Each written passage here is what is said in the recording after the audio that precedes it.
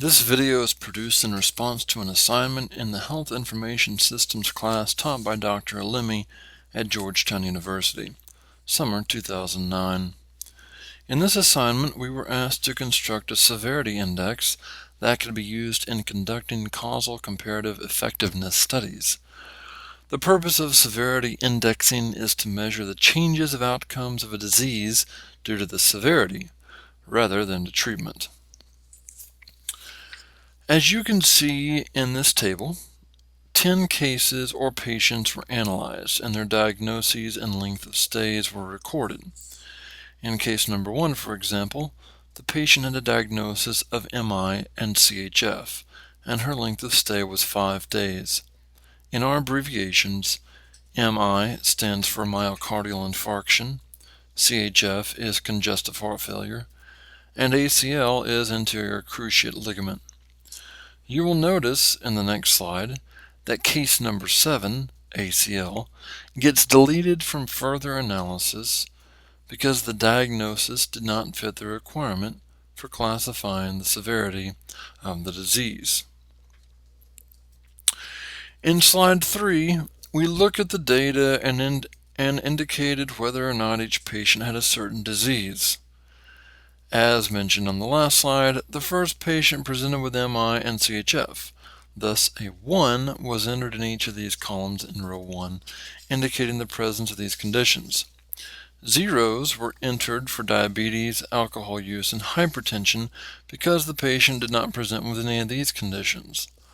On the far right side of the table, length of stay is listed in days for each patient. Using the indicators per disease, we then ran a regression analysis using Excel. The input Y range was the length of stay. The input X range were indicators by disease. The coefficients shown here require standardization. To do this, a 1 was entered for the highest coefficient, a 0 for the lowest, and the remainder were calculated using the formula X minus the min divided by max minus the min. As you can see, the severity then is shown at the bottom of the table. This is from the previous slide when we standardized the coefficients. Overall severity was then calculated.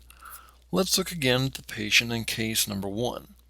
We took 1 minus the MI, standardized severity, times 1 minus the CHF, standardized severity.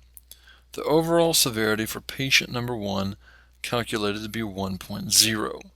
The calculations were subsequently made for each case with the results shown in the far right column.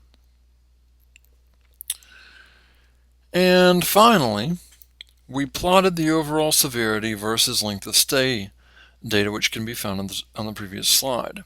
As you can see, there's a positive relationship between the two variables. This informs us that there is an association between the overall severity of a patient's diagnosis or condition and their length of hospital stay.